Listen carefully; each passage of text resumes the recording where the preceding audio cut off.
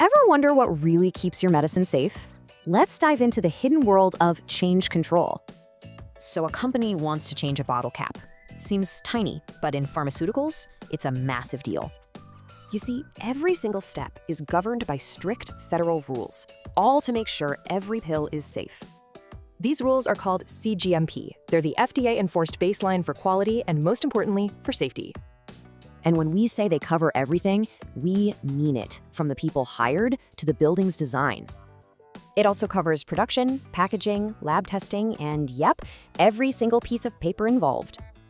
And get this, a dedicated quality control unit gets the final say. They can approve or reject anything. So back to our bottle cap. To change it, it has to enter this formal system, change control. This process is super structured. Just look at this flowchart. Let's quickly walk through what happens. It all starts with a request, but here's the most critical part: assessing the risk of that change. Because the team has to ask one question above all: how could this possibly affect the patient's health?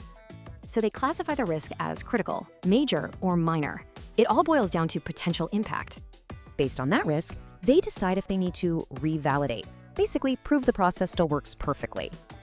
And if validation is needed, things get way more intense. We're talking new tests, docs, and training. Okay, so this feels like a lot for just one little plastic cap, right? What's the point? Well, the point is protecting you, ensuring the medicine is safe, effective, pure, and high quality, always. Because think about it, a bad seal could let in moisture or bacteria, ruining the medicine inside. The good news is, the industry is getting smarter, finding more efficient ways to do this without compromising safety. Modern approaches, like this decision tree, help companies zero in on what's actually critical for product quality.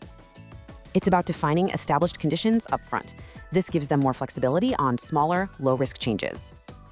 So, change control isn't just red tape. It's this essential, invisible system protecting your health every day. Makes you wonder, what other invisible systems like this are out there, quietly keeping us all safe?